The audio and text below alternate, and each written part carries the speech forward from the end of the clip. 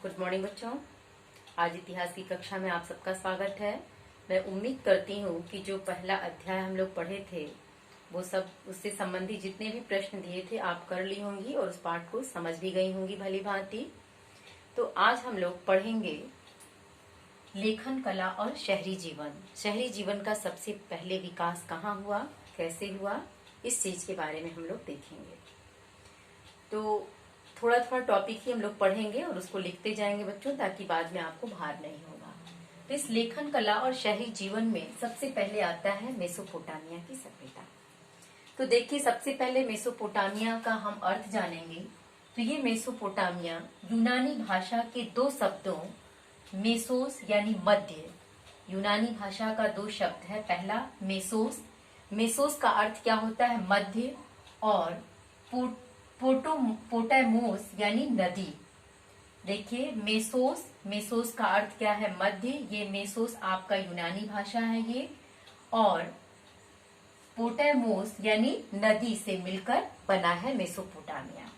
इसीलिए मेसोपोटामिया, दजला व फरात, ये दो नदियों का नाम है। दजला और फरात दो नदियां हैं। तो मेसोपोटामिया दजला व फरात नदियों के बीच की उपजाऊ धरती को इंगित करता है। मेसोपोटामिया किसको इंगित करता है, दजला व फरात नदियों के बीच की उपजाऊ धरती को इंगित करता है। कौन, मेसोपोटामिया। ध्यान दीजिएगा, कौन सी दो नदियां हैं, दजला और फरात, दो नदियों की उपजाऊ भूमि को इंगित करता है। कौन, मेसोपोटामिया। याद रखिएगा।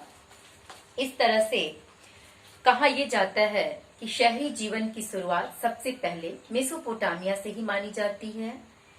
जो ये कहा जाता है कि ये जो इसकी शुरुआत जो इराक गणराज्य की जो दजला फरात नामक दो नदियों के बीच स्थित मेसोपोटामिया नगर है, वहीं से शहरी जीवन की शुरुआत मानी गई। मेसोपोटामिया जो है वो शहर अपनी संपन्नता, शहरी जीवन, विशाल व समृद्ध साहित्य, गणित व खगोल विद्या जैसी विधाओं के लिए पूरी दुनिया में प्रसिद्ध था। ध्यान दीजिएगा, जो मेसोपोटामिया की सभ्यता थी वो अपनी संपन्नता के लिए, शहरी जीवन के लिए, विशाल व समृद्ध साहित्य के लिए, गणित के लिए, खगोल विद्या के लिए और तमाम तरह की विधाओं के लिए पूरी दुनिया में प्रसिद्ध माना जाता था।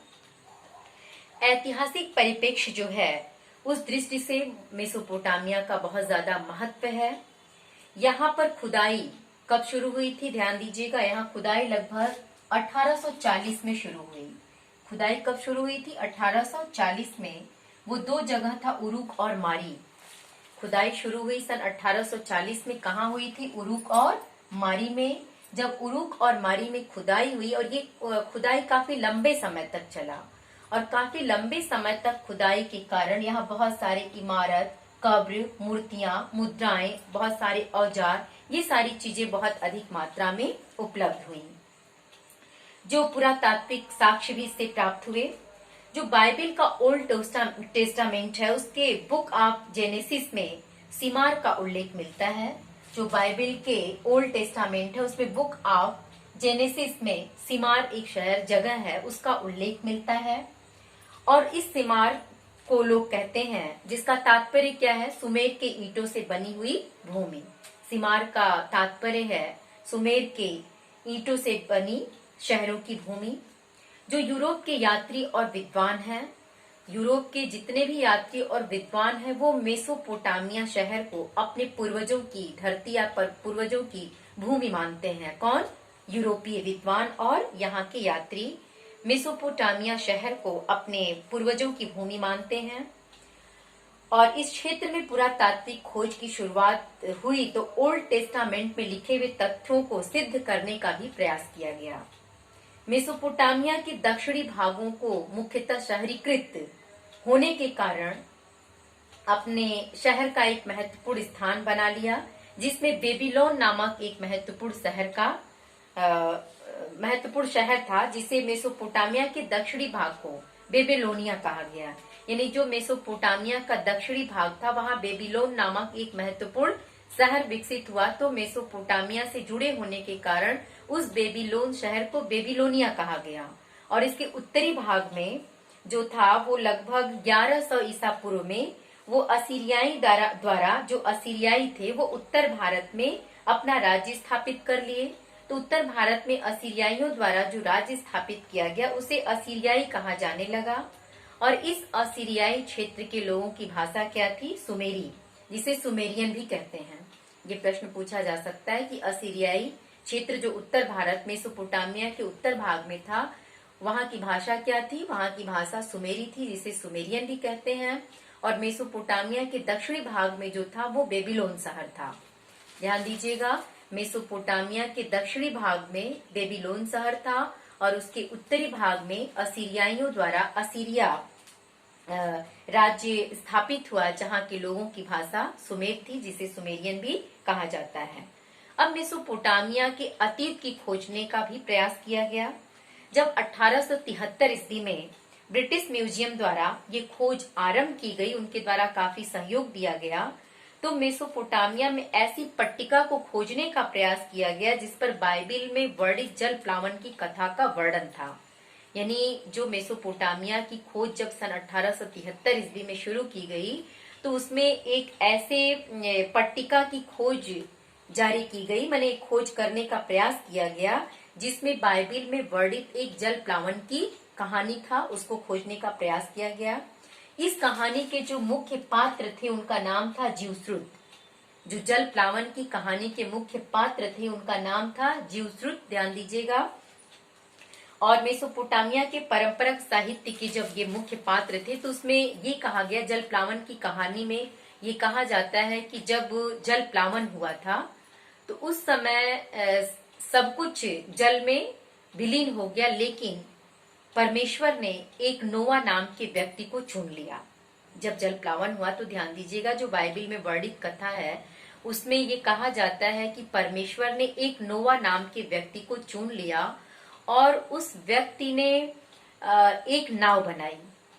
ध्यान दीजिएगा, उस नोआ नामक व्यक्ति ने एक नाव बनाई जिस नाव में हर प्रजाति के एक एक जोड़े को उसने सुरक्षित रख लिया। अब जब जल प्लावन हुआ तो उस जल प्लावन में सब कुछ तो विलीन हो गया, लेकिन जितनी चीजें उस नाव में रखी गई थी वो सुरक्षित बच गईं।